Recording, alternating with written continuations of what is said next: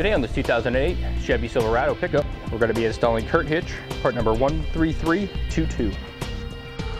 We are underneath the vehicle and we're taking a look at the passenger side frame rail. We're going to go ahead and point out the mounting location for our trailer hitch. See here at the very end of the frame rail, we've got an existing bolt. We're going to be removing that bolt and we're going to be using the weld nut in the frame there as our rearmost attaching point for the trailer hitch. And then just forward here of the spring mount, we've got an existing hole in the frame and we're going to be using that as our forwardmost attaching point. At that location, we're going to be using a carriage bolt and block assembly. We just want to merge those two together and lay them inside the frame. We also got two center attaching points that are mounting directly to the bumper. Here at the bottom side, there are two existing weld nuts in the bumper. So the first thing we want to do is go ahead and remove the bolts from the end of the frame rail on both the driver's and passenger sides. And then next we want to go to the center weld nuts on the bottom of the bumper. Since these weld nuts did not have any existing bolts in them, there's a good chance that you've got some road grime and corrosion built up in them. So it's a good idea to thoroughly clean those out before we attempt to put the hitch up in position.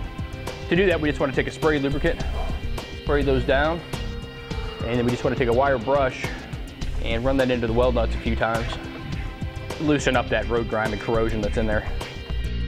Go ahead and run our new bolts in and out a time or two just to make sure that we don't have too much resistance in there. And it may be a good idea to go ahead and do that for the frame mounted weld nuts as well. Once you've got them all thoroughly cleaned out, we can go ahead and put the hitch up in position. What we're going to do is first hang it by the carriage bolts at the forwardmost attaching points. We'll do that loosely and then we'll swing it up into position and attach it to the weld nuts in the bumper. For those weld nuts as well as the ones in the frame, we are going to be using new hardware. We're going to be using the new 14mm bolts along with the conical tooth washers.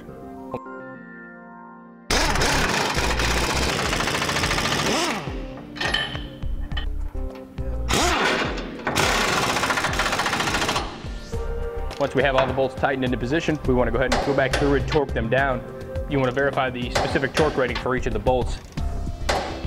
Now that we've got our hitch installed, we want to go ahead and give you a couple of dimensions that's going to help make choosing your hitch accessories a little bit easier. From the top of the receiver tube opening to the ground is going to measure 18 7/8 inches. And from the center of the pinhole to clear the rear edge of your bumper is going to be approximately 2.5 inches. This will conclude the installation of Curt Hitch part number 13322 on a 2008 Chevy Silverado Pickup.